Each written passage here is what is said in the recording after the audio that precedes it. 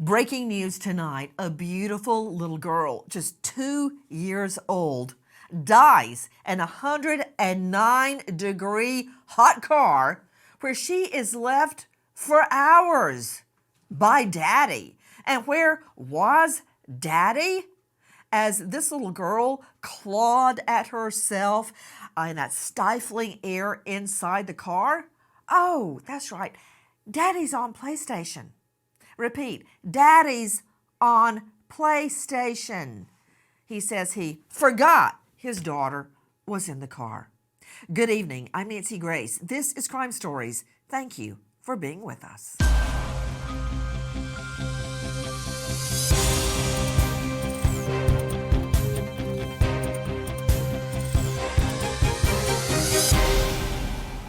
I told you to stop leaving them in the car. Shocking texts after a toddler dies in a car while dad plays video games. Those texts are very disturbing that are now being revealed. But I want you to listen to this. There's a baby on the ground. What's the address? I'm calling 911. We're at Cinco's in Cumberland, near Cumberland. It looks like the baby is having a seizure. Okay, what was that location, ma'am? We're at the Cinco's at Acres Mill Square. Acres Mill Square? You said the Cinco gas station? No, it's the Cinco's and Mateo. It's the intersection of Acres Mill and Tokyo. Is it Tokyo area? Yes, ma'am. Okay. He was left in the car. Does anyone recognize the name Baby Cooper or Justin Ross Harris? I do. That call was placed years ago, yet here we are again today. What this 2-year-old little girl lived through before she finally succumbed is unspeakable. Did we learn nothing from Baby Cooper? Listen. You stated you were 4 or 5 feet away from Baby Cooper. What did you observe about him? He looked clean. I saw no bruises. I saw no abrasions. His hair wasn't pulled back. It wasn't Well, was wet. he laying on his back or his stomach? He was laying on his back. Okay, because the abrasions mostly are on the back of the head where we believe he was banging up against his car seat trying to get out. So was he pale? No, he looked normal. He just was lifeless. He looked like a little bitty baby doll getting taken out of the car. Nothing was wrong on the front, anyway. But upon examination at the medical examiner's office, the back of his head showed where he had banged back trying to get out of the car seat where he was strapped in. There were claw marks where he tried to claw, trying to get his clothes off or clawing at the seat belt. The air getting stifling hot. How hot? I want you to hear what a vet says when this vet does an experiment about people leaving their dog in a hot car. Listen. So let's start a timer and let's see exactly how hot it gets in here. I'm at 5 minutes in. It is unbelievably hot in here. We're nearing 100 degrees already, and I can tell you that it is stifling in here.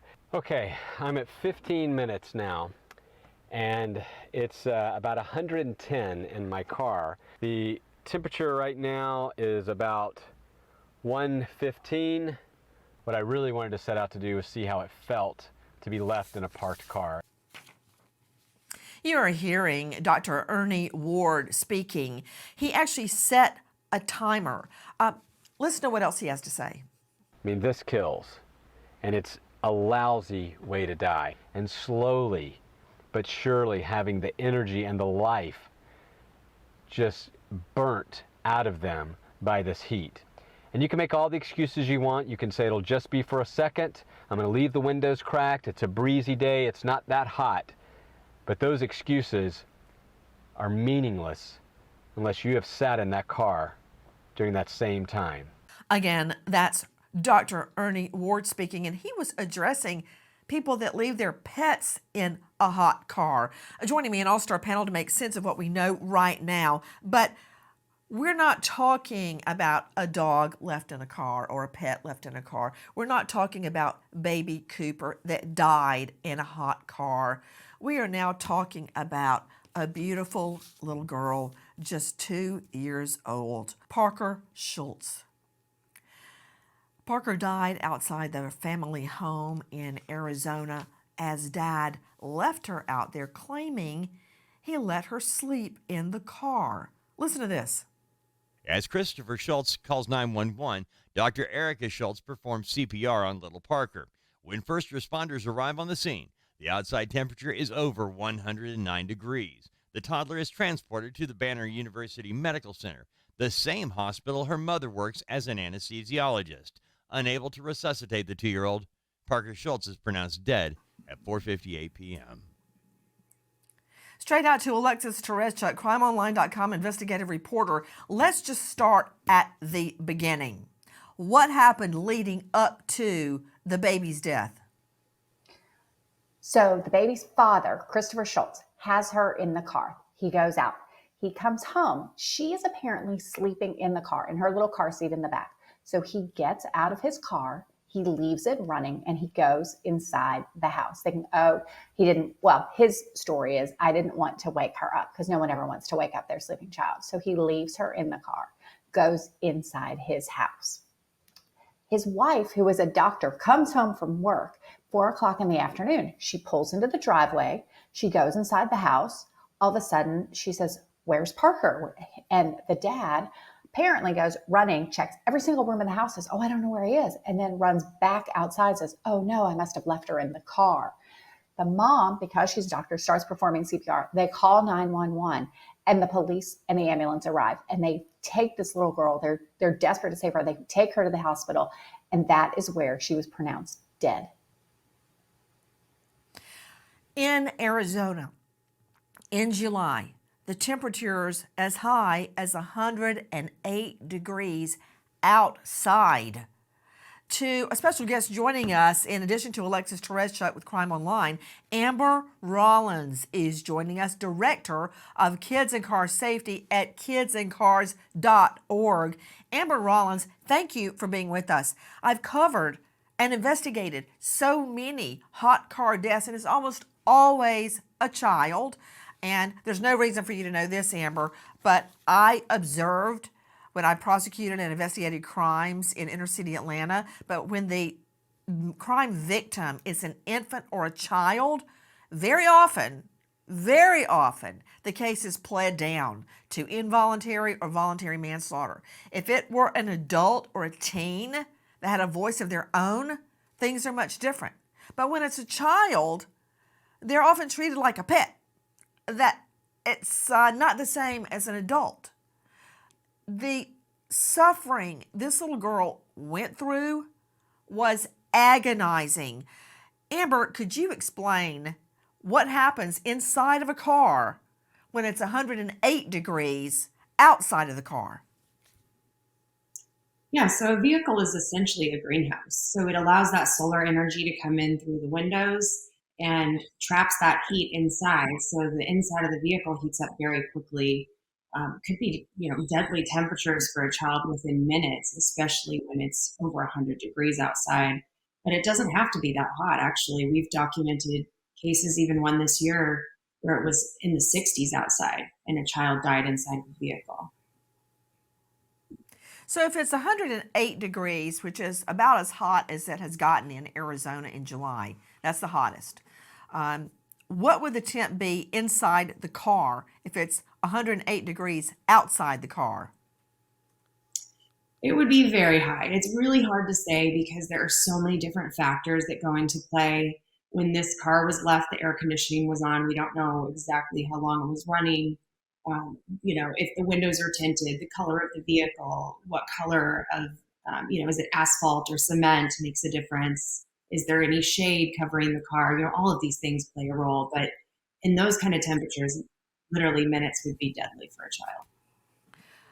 To Alexis Tereszchuk joining us, we have been researching it and speaking to experts on it, experts like Amber Rollins from kidsandcars.org, and we have learned that if it's around 108, which is the hottest it's gotten in Arizona in July, temps inside a car, and we also know, correct me if I'm wrong, Alexis, because you also have been investigating the case, she was sitting in direct sunlight. She was not in a garage or a carport. The car turned off, which is a whole nother issue about when a car turns off. When you leave it on and you leave it, even if you leave the electronic key fob in the car will cut off. It will not keep going. This car, I understand, cuts off after about 30 minutes, generally speaking. But wasn't she in direct sunlight? Because what we have learned, Alexis, is that at 108 degrees outside, a car can get between 130 and 172 degrees. It's literally like being in an oven. I mean, haven't you seen pictures of people when it's so hot, they fry an egg on their car? That's what it's like to be inside the car. So the car in the driveway was actually facing west. So as the sun was, so originally, actually, Christopher, the father, said he came home at 2:30 and the mom came home at 4. So at 2:30 in the afternoon, the car facing west, the sun is no longer directly ahead of you. It is coming down and beaming straight into the car. And she was in the back seat, so just directly on her. There was no shade. It was not even a garage. It was in the direct sunlight. Interesting. He says he got home around 2:30. Listen to this. Arriving home from running errands, Christopher Scholtes notices his 2-year-old daughter Parker is asleep in her car seat. Rather than disturbing her by waking her up to go inside the house, the Pima County, Arizona father of 3 decides to leave the toddler in the vehicle with the air conditioner running. Scholtes knows from previous experience with his Acura MDX, the air conditioner and vehicle will run for about 30 minutes before shutting off automatically. Now, that's something that can be proven at trial. Joining me again, an all-star panel, but now out to high-profile lawyer joining us out of the Atlanta jurisdiction, Daryl Cohen, former felony prosecutor, now defense attorney. Daryl Cohen, we saw in the Alex Murdaugh double murder trial. Murdaugh went on trial for the shooting murders of his wife, Maggie, and son, Paul.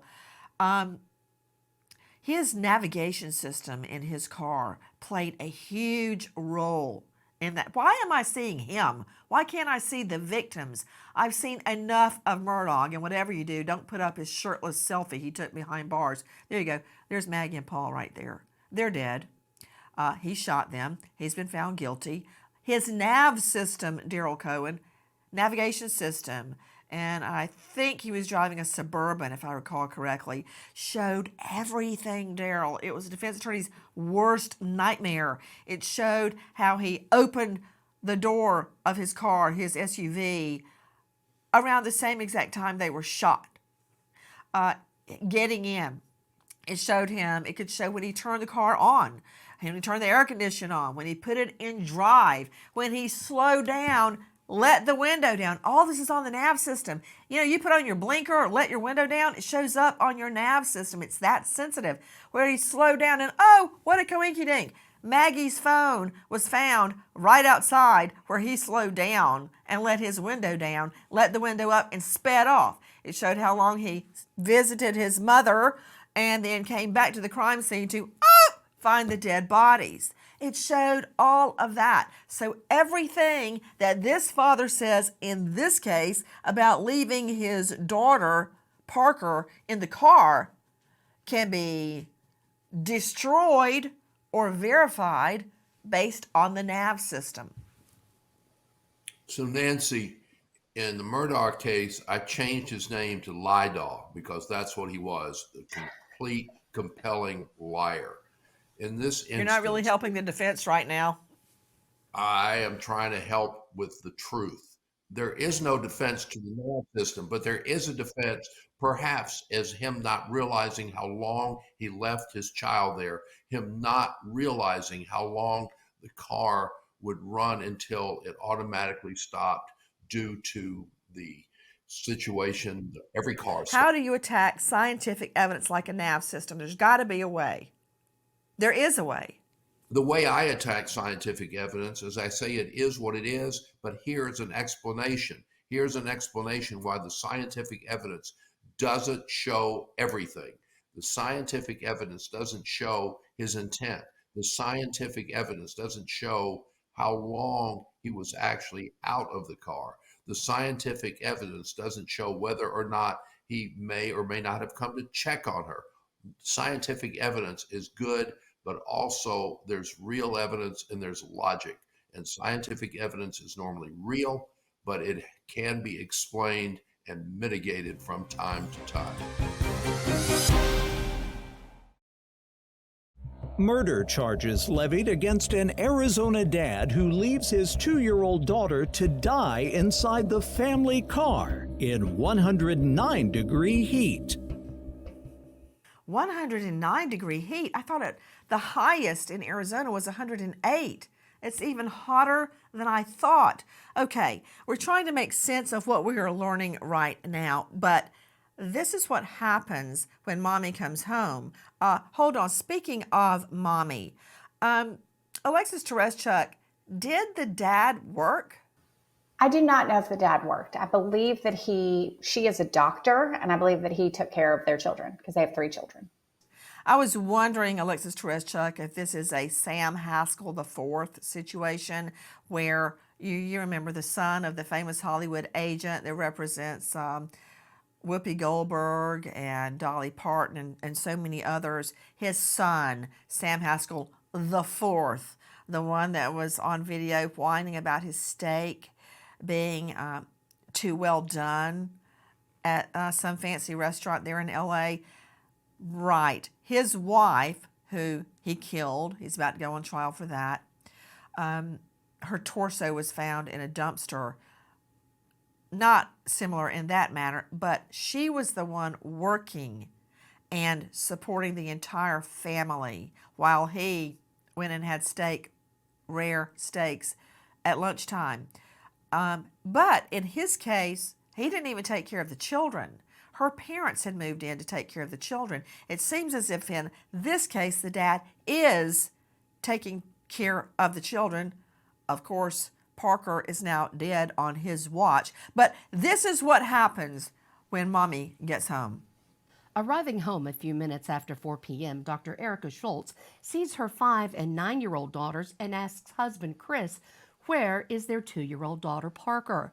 Christopher Scholtes first begins looking in the rooms of the house, then darts outside where he realizes he left Parker in the Acura. The vehicle is off, the air conditioner is not running, the outside temperature is over 109 degrees, and Parker Scholtes is taken out of the car unresponsive, strapped in her child restraint system.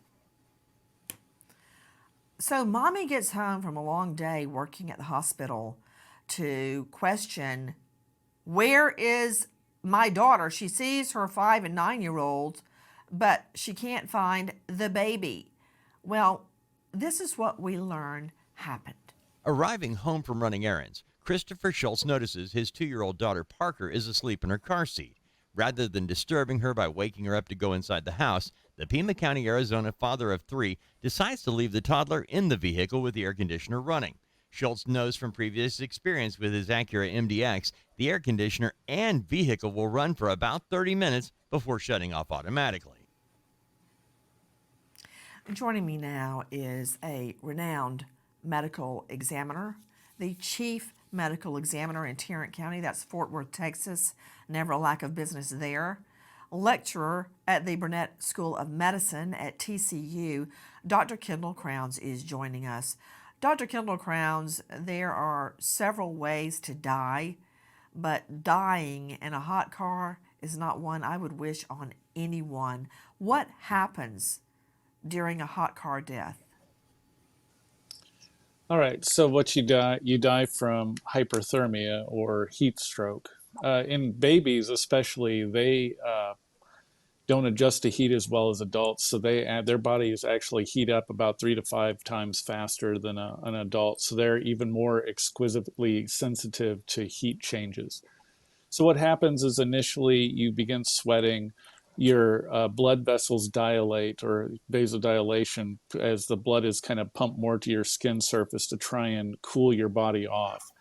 As you become hotter and hotter, you're sweating more, you're shunting more of your blood to your skin surface, so you have less blood circulating throughout your body.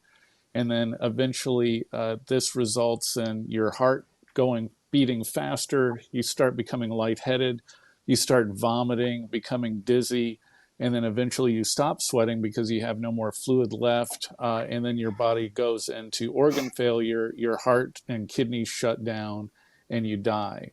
And this happens over the course of, minutes to 30 minutes, especially in a child in that hot of an environment. They're not going to last very long. Please join us on our mission to find missing people, especially children, to solve unsolved homicides. If you're on the go, catch us on your favorite podcast app, where you can get all of our content, where we, in our own way, seek justice. A toddler left in a car for over 3 hours dies as Arizona's summer temperatures soar to 109 degrees. I learned a lot about this from a doctor that actually got in a hot car and suffered to keep people from leaving their pets in a car. Listen.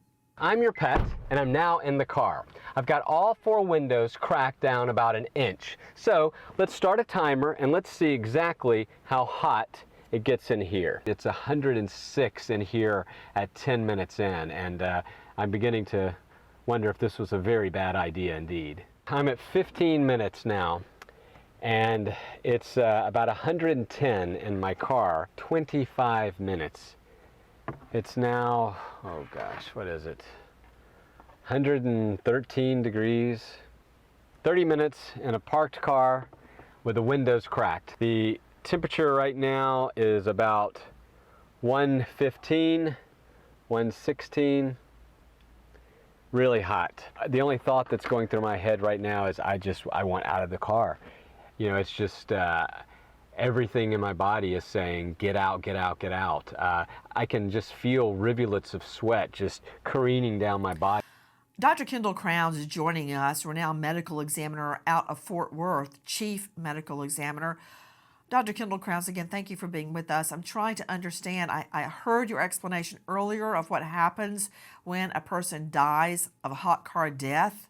I understand the organs start shutting down when the body gets to a little over 100 degrees. Death occurs, of course, by 107 degrees. But what is heat stroke? Does the baby die of heat stroke, whatever that is, because it's got the word stroke in it? Why is it heat stroke? Does your body respond to the heat like it's having a stroke? And I'm trying to reconcile that, Dr. Kendall Crowns, with what I know about, I hate to say his name because it just, the baby we spoke of earlier, whose back of his head was all scratched up, and he had been scratching at his neck. How does that fit in with your explanation?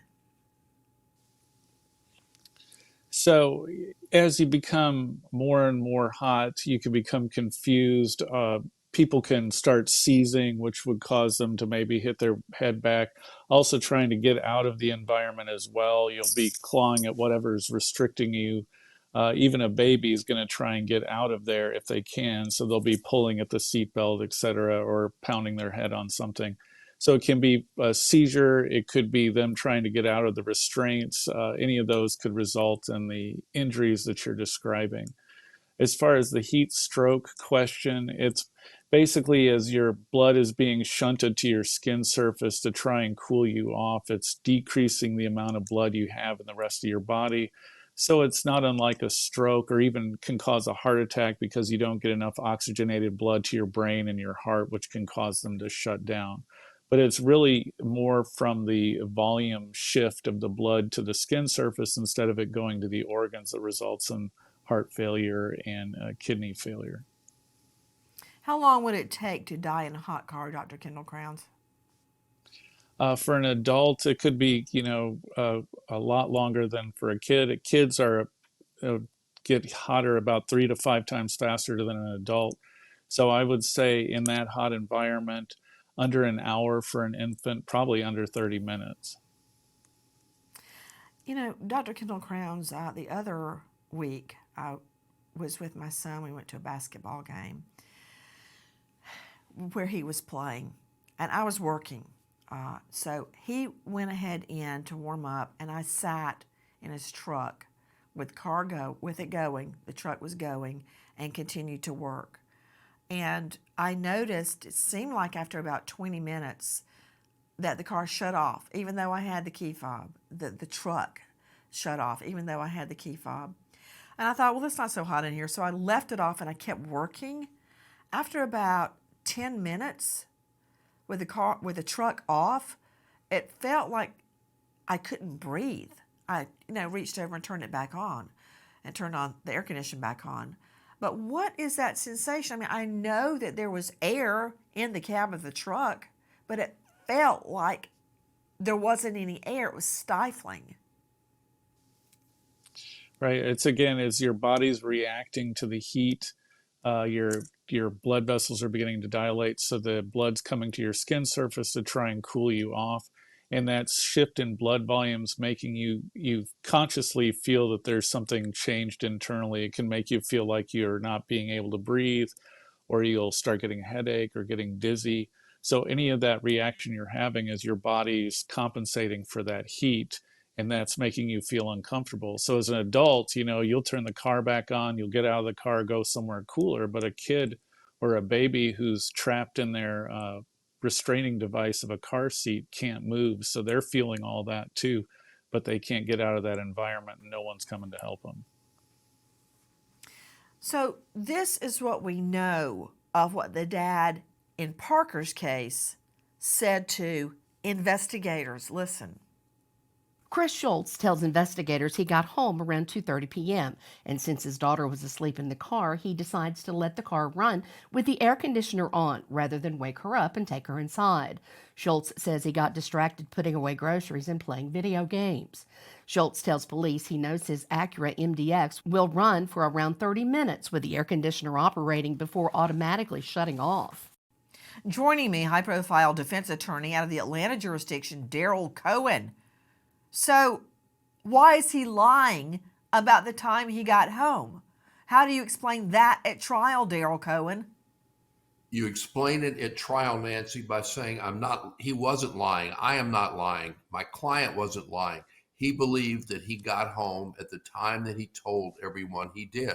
The fact that the scientific evidence disagrees makes him not telling the truth, but it doesn't make him a liar.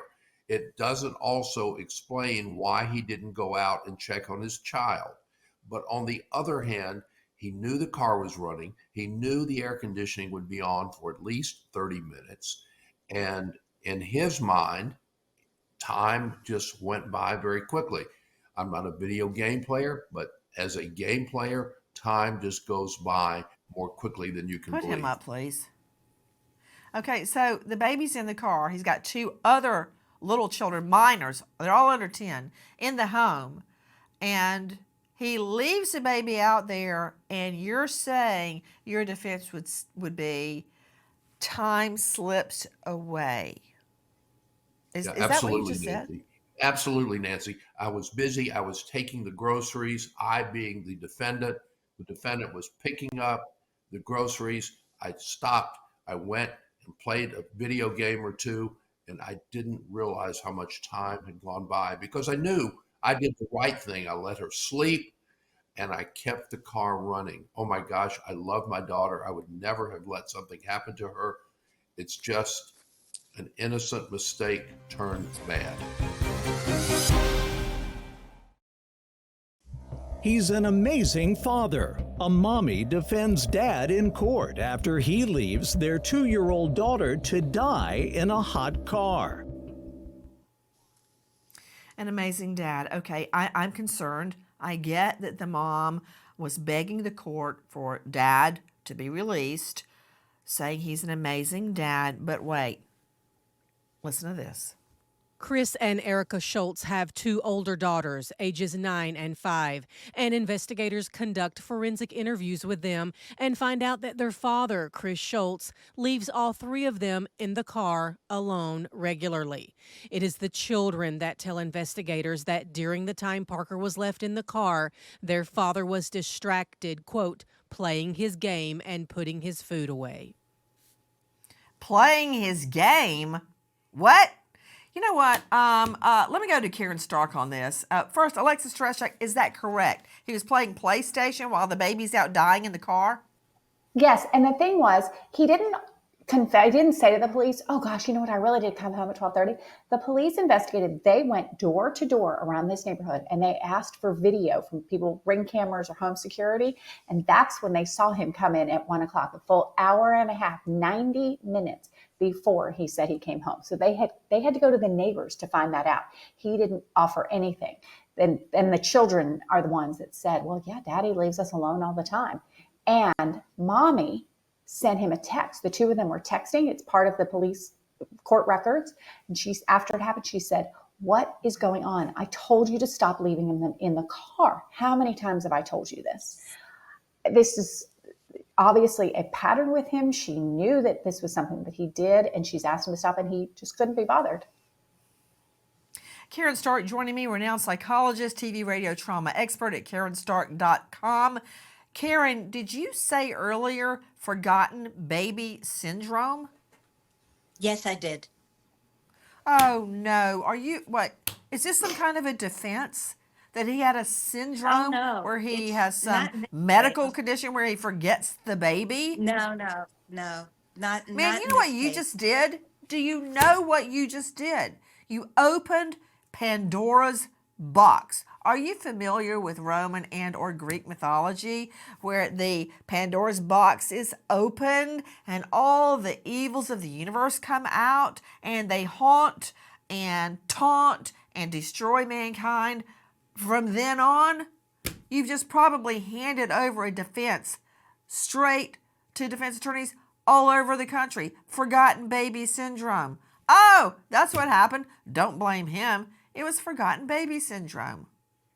It's not an excuse, Nancy. It's something that happens, but it doesn't mean that it's acceptable. Especially in this case, it's not acceptable because he had been warned. It's not like it never happened before. He was told, don't leave them in the car. What is it? What's forgotten baby syndrome? It's a syndrome that happens to parents when they happen to be used to doing a certain routine. They always drop the baby off, they always go to work, and something changes in the routine, and they keep going on automatic pilot straight to what they normally do, and they actually forget the baby. And it's not excusable, but it does happen, and they love their child, and the brain keeps going into what they're used to doing. It doesn't apply in this case because this man was not going to work. He was not dropping off his child and forgetting that he didn't drop off the child. In this case, he was home with 3 children. He was putting away groceries and playing games. So there was no reason for him to forget that his child was in the car. He just got absorbed in the fun that he was having playing the game. And I'm just trying to figure out, is there some type of an addiction to playing games, or is it some type of a release where you've been working all day? Because I find myself listening to a book on tape or researching for crime stories, just all sorts of things. And while I'm doing that, I'm not thinking about other matters, but I don't do it, research, work, while I'm taking care of minor children. You're a So is that parent. some kind of a mind release? Playing the games is, but it doesn't make sense to be doing that when you are responsible for children. When you're responsible for children, that is the first thing that should be in your mind. That was his job. His job was to take care of these three children. And he is I hate to say, but this is the truth. He's an unfit parent. It's abuse when you're not paying attention to the three children you have. And you've been warned Well, by and your there's more wife. to it than that. There's more to it than just forgetting. Amber Rollins is joining us, special guest. She is the director of Kids and Car Safety at kidsandcars.org. Amber, you were telling us about an app that you put on your phone that you hook up to your car. I write about something similar in my book, Don't Be a Victim, where there are sensors now that when you get out of your car, if something's sitting on a back seat, it makes an alarm that should remind you, like the ding, ding, ding when you don't put on your seatbelt, ding, ding, ding, you're leaving a child in the back seat. But tell me about the app you're describing. Well, this 30-minute shutoff feature is actually a safety feature. It's designed to help prevent carbon monoxide poisoning. So a lot of cars, newer cars that have that push start button. So one thing that hasn't been reported about this case in any of the news articles, except for one that I've read, is that the father knew that it had this shutoff, but he got a notification on his phone through the app that the car was shutting off. And he reported that on that day, he did not get that reminder. And I just want to challenge this mindset that this father wasn't fit to be a parent. We don't have all the facts yet.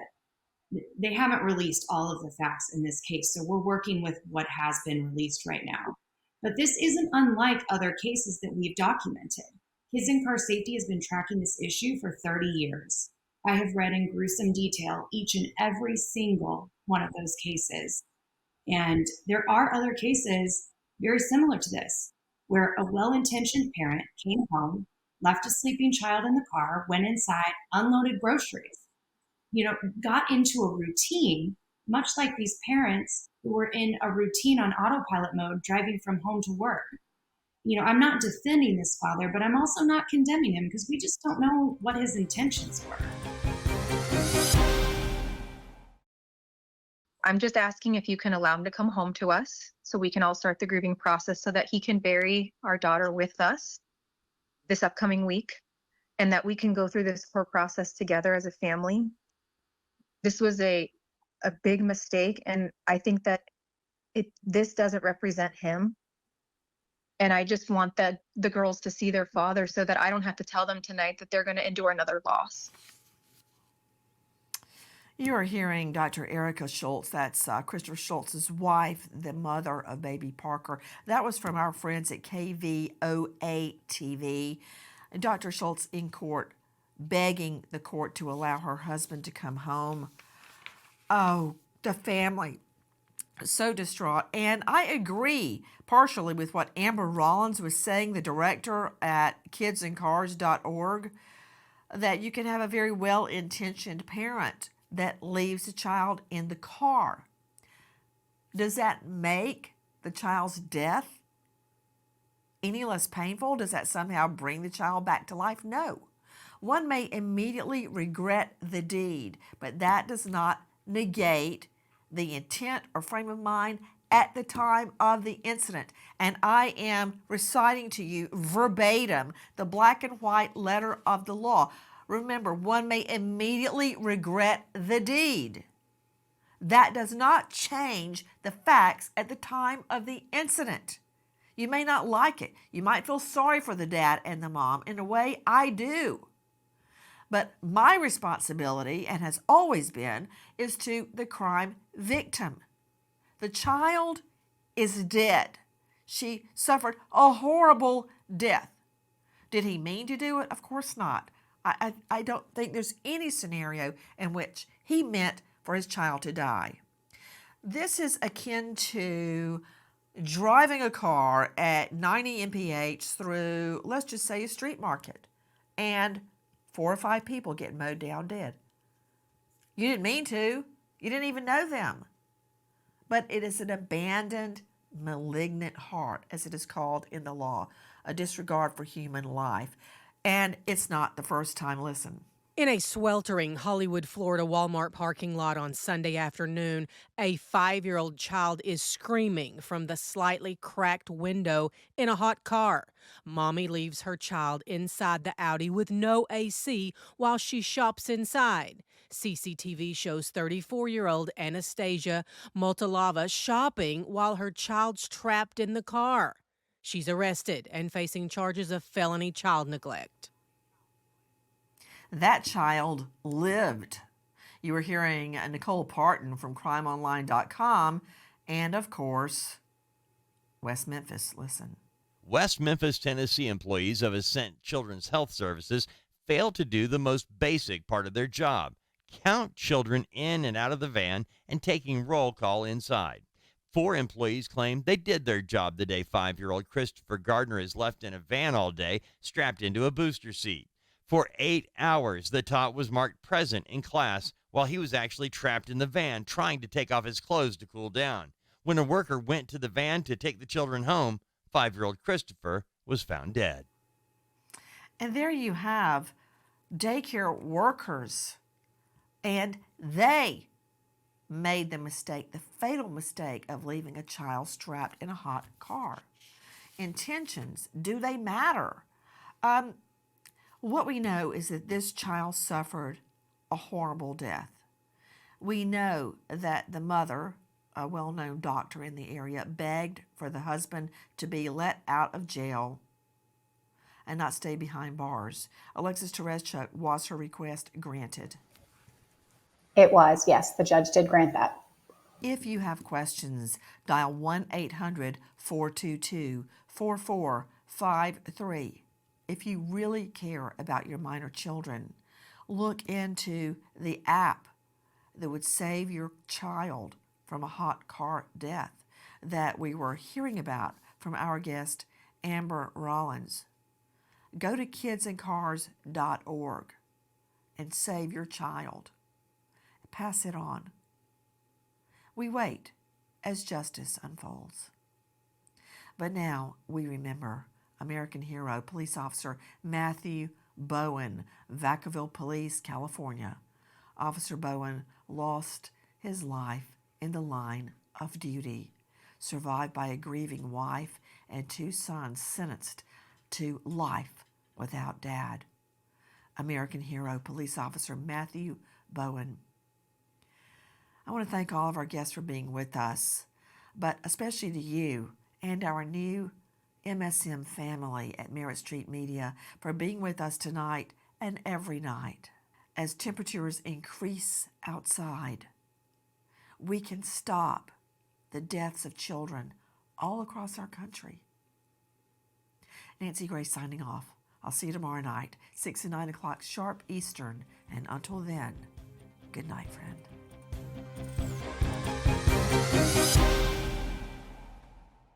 Please join us on our mission to find missing people, especially children, to solve unsolved homicides. If you're on the go, catch us on your favorite podcast app where you can get all of our content where we, in our own way, seek justice.